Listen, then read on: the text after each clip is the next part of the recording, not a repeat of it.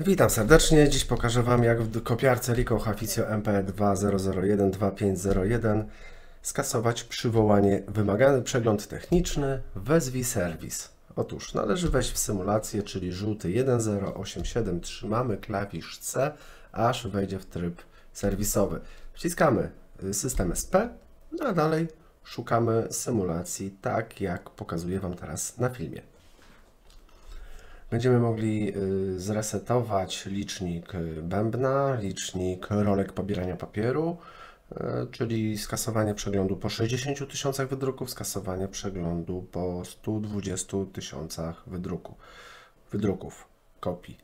Te elementy należy wymienić, po ich wymianie wejść w ten tryb, execute, skasować licznik, wejść w kolejny, execute, skasować licznik i tak dalej.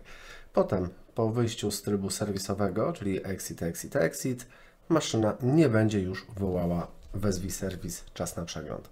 Jeżeli Wam to pomogło, to liczę na to, że będą paluchy w górę. Pozdrawiam serdecznie.